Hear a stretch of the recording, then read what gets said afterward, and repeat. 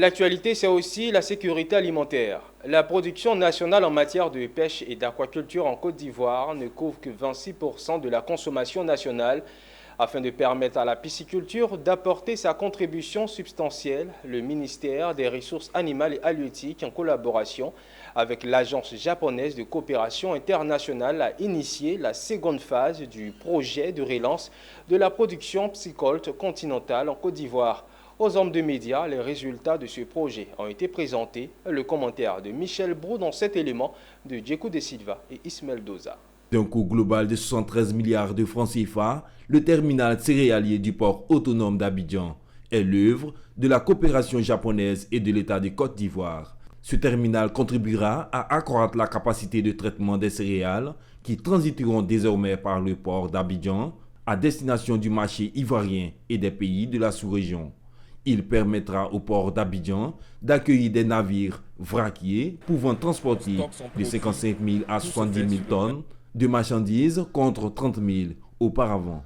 Ce projet-là, le terminal céréalier, est le fruit de la coopération ivoiro-japonaise qui a donc permis au gouvernement japonais, à travers l'Agence internationale de coopération japonaise, de mettre à disposition de l'État, de lui accorder un prêt à hauteur de 102 millions de dollars. La construction de ce terminal céréalier n'est pas le seul domaine d'intervention de la coopération japonaise.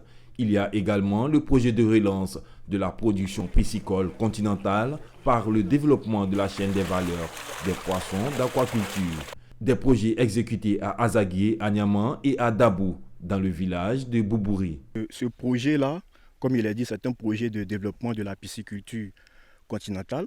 Ce projet-là existe pour réduire l'indépendance de la Côte d'Ivoire vis-à-vis des importations. Cette pêche, par moment, ça nous permet de faire le contrôle de leur poids, pour savoir en moyenne quel est le poids qu'ils ont. Donc c'est l'une des techniques que vous avez vu ça. À la fin de Tour Média JICA, Tsuji Saka Ayaku, chef des programmes de gouvernance et chargé des relations au bureau de la JICA, a donné les motivations de la tournée avec la presse. Cette année, nous avons organisé cette tournée médiatique sur le thème de la sécurité alimentaire. Quelle approche la JICA prend pour assurer la sécurité alimentaire en Côte d'Ivoire et puis dans la sous-région. Notons qu'au terme de ces projets, la politique nationale de développement de l'élevage, de la pêche et de l'aquaculture ambitionne de produire 200 000 tonnes de poissons d'aquaculture à l'horizon 2026 grâce à la coopération japonaise.